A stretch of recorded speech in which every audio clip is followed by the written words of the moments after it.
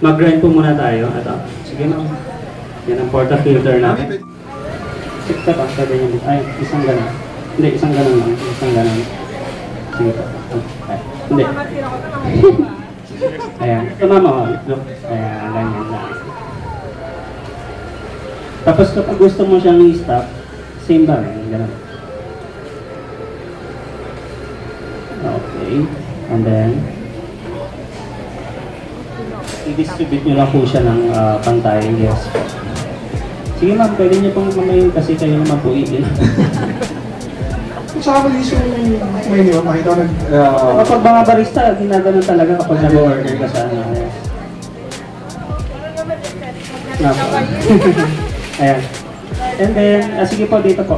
Kapag magtatamta ma'am, dito po. Ayan. And then, push niyo po. Force, yan. Ang importante, level yung ano. Dapat pantay. Pantay.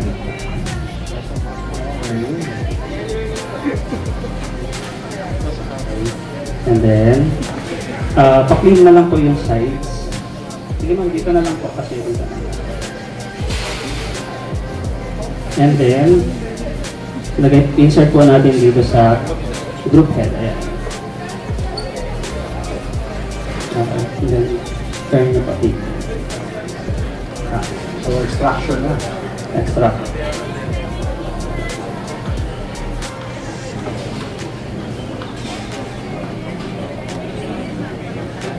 And then press one shot. Ito po. Apo. Raymond, may tanong lang ako. When it comes to coffee beans, ano magandang combination ng coffee beans? Kasi iba may Arabica, iba may Robusta. Iba kasi, prefer nila yung Arabica. Okay. Kasi mas iba yung quality niya. Kasi ang Robusta kasi matapang. Matapang. Tapos merong ibang mga shops. Like for example, meron kang shop.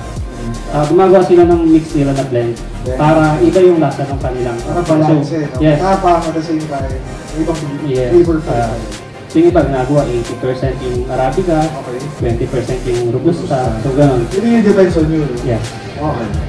That's a good point. Okay na po. Yung balance. And then, front na po tayo ng milk. Ito po. Nothing of milk. Dito niyo po hawakan niya. Dito na.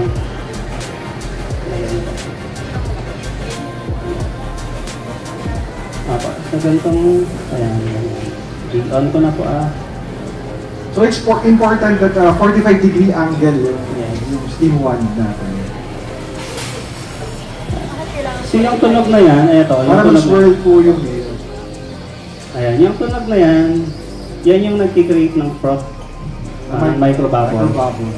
Yes. So depende, kung gagawa ka ng cafe latte, less lang yung froth na gagawin mo, so konting ganon.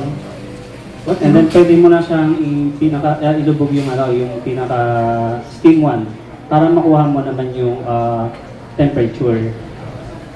Alright, if I want a cappuccino, kumbaga gusto ko siya ng foamy. What will I do? Gusto ko foamy naman. Almost same pa rin, pero kailangan mas patunogin mo siya ng para makakuha ka ng mas magandang frothy. Yes po. More bubbles, more fun. Yes. Nice. And then, alisin lang po natin yung mga malalaking bubbles. Tapos, there you have it. So, sige ma'am. Pour na po. Pour? Sige po, pasabi niya. Oh, maganda ng texture ng milk. Nice. Talagang it resembles a wet paint, no? So good. Alright. So, you can have it po. Ayan ma'am. Sige po. Sa inyo na po. Okay. Alright. Thank you, Ma'am Bess. Is the ice blended to mocha. Ice blended mocha. Okay. So, I suggest, para makateam sila lahat, I made my own bigyan mo ako ng mga 6 na shots. Sige, chef. Then, i-blend natin sa ice. No? So, basically, yung mocha is a mix of chocolate syrup, espresso shots. If you want to add sweetness, you can add